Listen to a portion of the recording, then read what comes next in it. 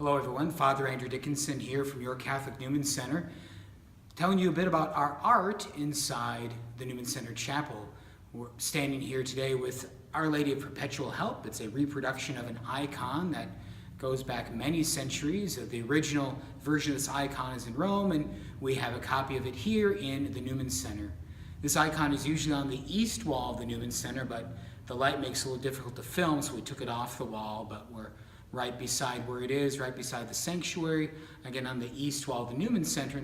So talk about this icon, let you know a bit about it, and maybe some prayers that you can make or some ways you could pray while in front of this icon. As I said, the title is Our Lady of Perpetual Help. And the very visible features of this icon, of course, are the Blessed Virgin Mary holding the infant Jesus.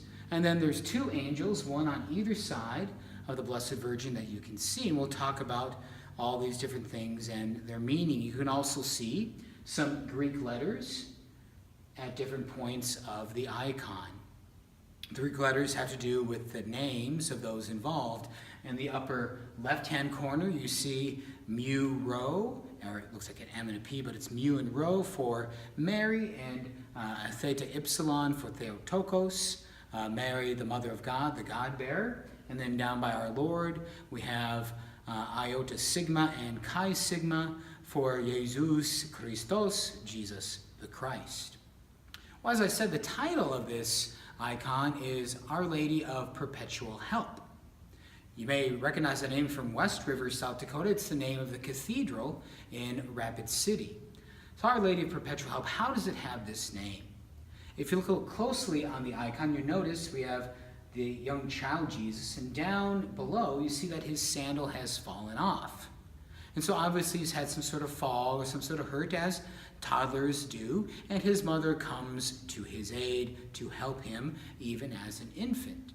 But as she's comforting him, two angels appear, bearing in their hands the instruments of his passion and death. The one angel on this side bearing the cross, and the angel on the other side bearing the spear and the sponge. You notice the angels are wearing humeral veils over their arms, like Father does when he makes a blessing with the Holy Eucharist, so showing their reverence for these sacred items by the humeral veils on their arms. So our Lord in distress being comforted, but now this mystical encounter of these angels bearing a foretaste of the passion that is to come. And so in this way, Our Lady assisting our Lord even at that moment. If you've ever seen the movie The Passion of the Christ by Mel Gibson, you may notice that there's a scene where he's quoting this icon, the story of this icon, visually in his film.